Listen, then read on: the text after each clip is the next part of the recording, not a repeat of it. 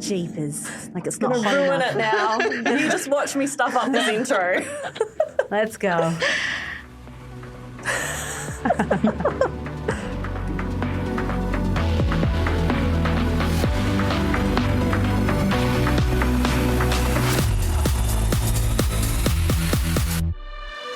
As we promised, we are very excited to welcome back a familiar voice to today's podcast. Noraishah has very kindly agreed to do another episode with us. Thank you so much, Noraishah. Anytime. Thank you. Thank you for inviting me back. She said anytime. Ooh, Noted. okay, yep. Keep that up our Hey, wait. sleeves. Only in fun stuff, right?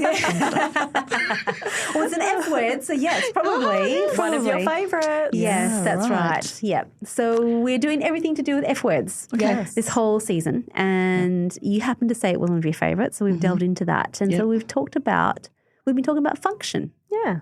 Cool. Yeah, we started the first one. Like that. Yeah. Yes. So here we go, all on function from your perspective. Yeah, so we were hoping that you could answer some questions for us. Yeah, sure. Go on. Thank you. Yeah. All right. So the first question, Dana. First question, Noraishah. I'm so used to having to ask Dana all the important questions. All right. Let's go back to the start of your son's journey. Yep. Do you remember when you really had to start thinking about therapy outcomes? Therapy outcomes in a function sense or just I therapy? guess in general Yeah. to start with. Oh, to start with, I probably didn't. Yeah. I just wanted to see what he is, Yeah. how capable he is. Mm-hmm. And I don't know, I just probably just wanted to see and observe what he'd become, Yeah. right? And then I can probably gauge, okay, he can probably do this if we try this.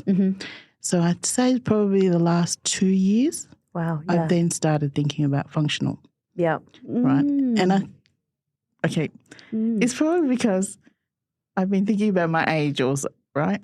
So in a family sense, there's only me and him in a household. So in that sense, because he's so young and I had him at a later age, Yeah.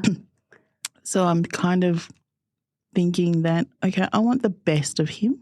I want him to be able to be independent. Yeah. I want him to be able to, feed himself, move around by himself, do personal care by himself. Yeah. So I thought, okay, I can see that, he's taken all these steps in doing treadmill work. I mean, that was what he originally started, right? At the time I thought, okay, treadmill work. I mean, we've done it repetitively, right? Yeah.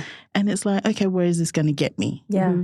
But he got stronger and stronger. And I thought, okay, so he's capable of that. He's always happy. He's enjoying things. He's enjoying his tasks. Yes. Yeah. So I feel like, okay, I think he's capable of it. And now I think he thinks along the lines that he can do everything, right? Yes. So I feel like he's a responsible boy. Yeah. He knows what he's doing. He's got great memory sense. Awesome. He strives hard. He's motivated. So I'm thinking, okay, surely he should be able to do a few things by himself. Yeah. So then we put into play some goals Yes. in his therapy sessions. And it's like, okay, well, he's achieving each goal per intervention, per program that we did, amazing. right? Yeah. So he's so he's kind of bloomed in a sense that, from just treadmill walking and floor walking, seeing how he's building his strength and his muscle strength. And it's like, okay, well, now he's capable of that. Yes. Okay, now let's put him to play at home, right? Yeah. So I see, what can he do? He can walk around very well. Yeah. He used to use a scooter board. He started off scooter boarding right around the house. We had a ramp in and he had fun. That's I remember to me, that ramp. right? Man, that was a good ramp. He's on his body and he's like floating from the hallway into the living area. And it's like, okay, well, he knows how to do that. Yes. He did that himself and he accomplished it. Yeah. So to me, that already shows that he has the ability to work things out, to achieve things, to do things. Yeah. So that's when I started thinking 2 years ago. Yeah. I thought, okay, well, now we had the bathroom. Luckily, we had bathroom redone up. Yeah. Thanks to Bill Now, thanks to Health Strides, all the group that assisted us. And it was like, okay, now that I've made the setup all ready for him, what's the next step? Yeah. Let's get him into therapy that allows him to be able to move around in the bathroom by himself. Yeah. I got equipment. So I'm thinking along the lines, well, if I give him the equipment, he's an equipment boy, right? If I give him the right equipment, the right tools, he can do it. Yeah. Oh, that's awesome. Right? So that's how I think function-wise. Yeah. And it sounds like you're applying it correctly, given he's reaching his goals. So you're really thinking what is a realistic goal that he can reach, and he's got that buy-in, and then he's actually achieving those goals. That's just incredible. I think so. And it's a matter of like breaking it down as well. I mean, you never think about daily tasks and breaking it down. So it's like, okay, well, most important thing is personal care. You want to have your own space, right? Yeah. You don't want people hovering over you, trying to do things for you. Well, it's uncomfortable for me. So it's like, it'd be uncomfortable for him. Yeah. So I think that was my main goal. So once the bathroom was set, it kind of put everything in motion. Okay, the bathroom's there. Now conquer it, master it. Yeah. And just recently we tried to set up a goal, and I was thinking, 3D, 0G would be great. Let's do this bathroom. All this time, probably the last 6 months, I've been like hovering over him, making sure he's all right, assisting him. Yes. And then we set a goal for 0G to try and help him balance himself up, get himself on the commode by himself. And it's like, okay, let's do this. And then I recorded it, how he does it now. Yeah. But because I was recording, I couldn't have hands on, right? Yep. And he literally did everything by himself. He blew that goal. Yeah. Blew that goal. He did. Amazing. He did. Before it even started. So it's like, okay, so now How great. to go back to square one Set a new goal. and break up another function. Yeah. So he's getting there. Yeah. Yeah.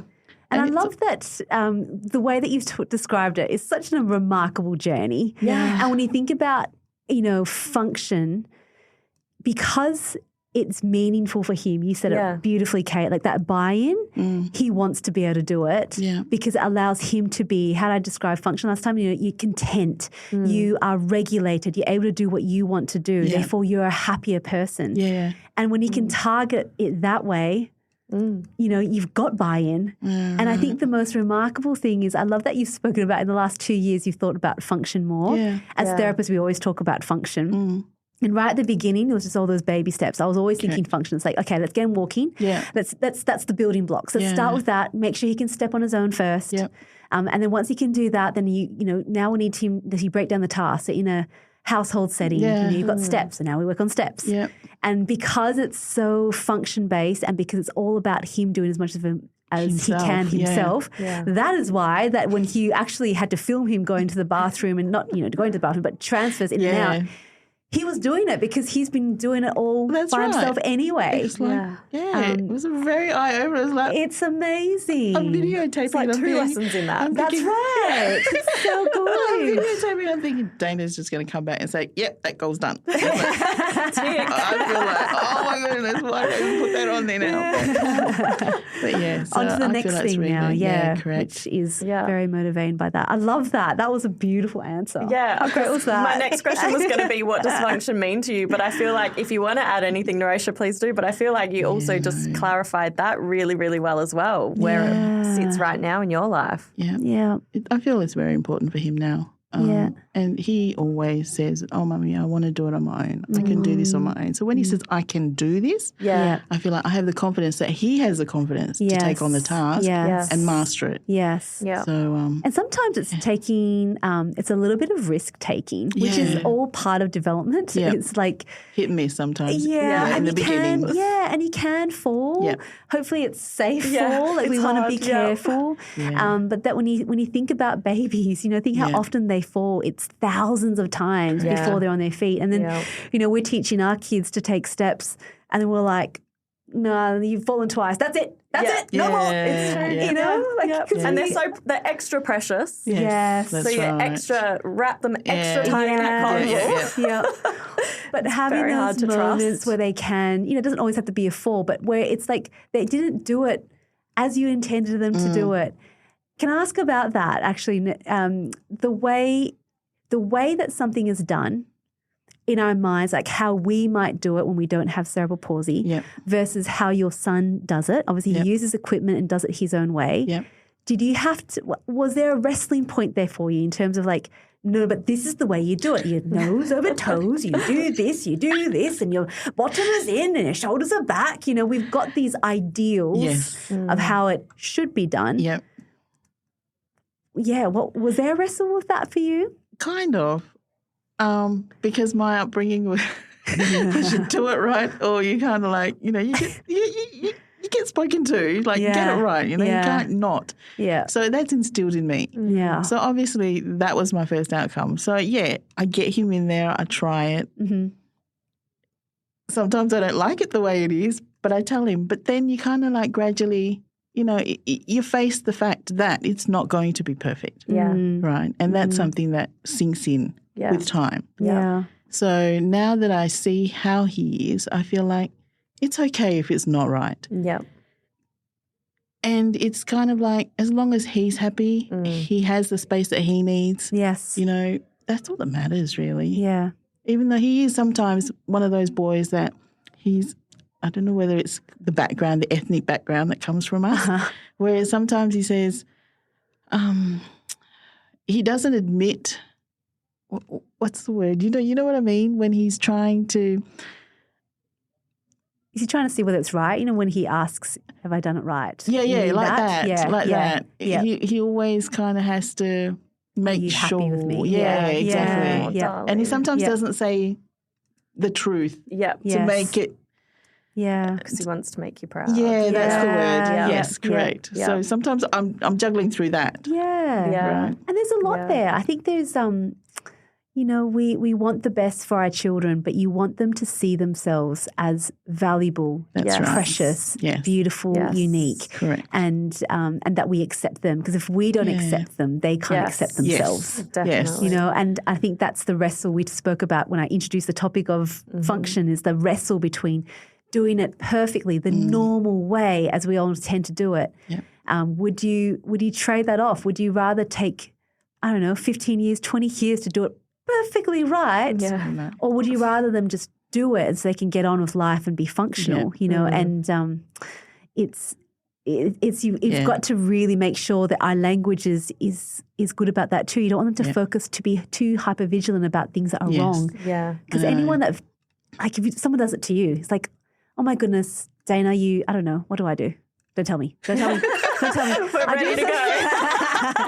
I do something that's really annoying, right? You know, I think, you know, and if someone keeps nitpicking and telling you that that's the case, you're just going to shut them down and go, no, thank you. I'm not listening to you. Right. Especially if you like the way you do it. Yeah. What's wrong with the way that I type? What's wrong with the way that I use my knife and fork? It's my way of doing it, and I get the food into my mouth. Yeah, that's all that matters. You know, that's all that matters. And I think we can be, you don't want to, words have meaning and words can be very powerful. Yeah. And kids, like you remember when people say nice things to you and people not say nice things to you. You remember them as adults.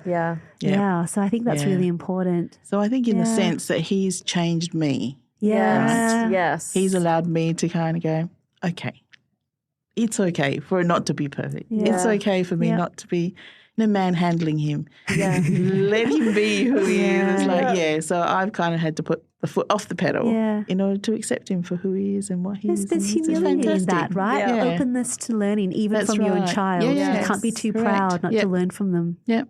So it's changed my world. I'm just starting that journey, so thanks for sharing that. It's just so brought some self-awareness to me to go, I really need to take my hands off a bit more. Because that will surprise you.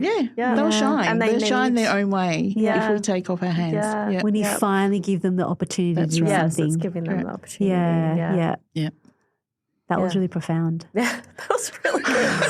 You sure you don't want to come back for every episode, deep. Noraishah? That was really deep. That was. No. But you know what? In saying that, though, it's nice to have other parents' point of views. Yeah. It is. Yeah. Because everybody leads a different type of life. But yes. We're all around the same story, along the same journeys, right? But it's great to learn off. And I think the common thread through all of that is that you just want the best for your child. Yes. You want them to be happy. Of course. You want them to be fulfilled and live to the greatest life possible. Yep, I agree. And then, function just kind of brings us down to kind of going, well, how can we give them the tools? Yes. What can we give them? Yeah, we're prepping them up, right? And I think, as you said, I took from that as well, that you don't always know what's the right thing. And so you've got a team around you that have really helped you. That's right. Open your what eyes. that looks like. And I think that's so Correct. important of us just letting go of our vision and letting the people around us help us understand what that looks like for our child so we can, I guess, take our time to adapt as well. I agree. I think that's really important. Yep. There's so much in there in terms of the acceptance of where they're at. And it doesn't, accepting where people are at doesn't mean you don't expect for better things for them still. Definitely. Right? I agree with that one. Yes. Yeah. Because I think sometimes it feels like, I accept them. Well, okay, where do we go from there? Right. No, I accept them for who they are, but I do want to see. More. There's growth. That's it's right. a growth mindset. Right. And I think that all falls into it. And I think you just brought that so beautifully. Last question for you. What piece of advice would you give to parents with regards to thinking about function? Because it's a new thing that putting the word function to it was really something that was evolved over the last 2 years. But really, I think you were thinking very functionally anyway at the time as you're going along. But function meant something very specific for you. What would you say to parents when you're wanting to set thinking about function? Well, I think personally, I observe each time my child has a session, I observe in the fact that that's how I know he's capable of doing certain things, right? Yeah. And I take away from that, not only what he's capable of doing, but who he is, right? You tend to understand the type of child that he can be, right? Yeah. And so I feel like the more you take time out to really observe how he works is really the word, I think. Yeah. And then you can just see how he is capable to move on in his life. You can just see his potential. That's the word. Yeah, his potential. And I know every child is different with their conditions, but there's potentiality in every child. They're a part of our life for a reason. Yes. Yeah. I reckon that's the best thing. I love them. Get and to know understand them for who it. they are. Yeah, that's right. Yeah. Yep. And let it be. That's amazing. Right? Yes. Let them be. Yeah. Let them be. That's a hard one. That's one to meditate on and come back. I'm still practicing that one every day. But I want to control everything. I take it. I understand it. I don't always practice it. I know. But at the same time, at this stage now, I feel like, he's bordering to 9. It's kind of like, okay, well, then you see the other side of him, right? It's like now his personality also comes out and his charisma is the word. He knows when to say no. He knows when to tell yes. He knows what he wants, really wants in the other sense. Yeah. So now you're juggling that side of things too. I know. There's lots of developmental phases to go through. Yeah. But, it's one day at a time. That's right. And just love them for who they are. Yeah. And, let's try to set them up for the best life. I love it. Yeah. Gosh, great, Noraishah. Amazing. Thank you, Noraishah. Love talking to you about function. Anytime I can share. Okay, sounds wonderful. Noted, taken on board. Kate, we've got it. Yes. Thank you to all of our listeners. I hope you really enjoyed that as well. And we'll talk to you all again really soon about another F word. Thank you. Fantastic. Bye. Thank you.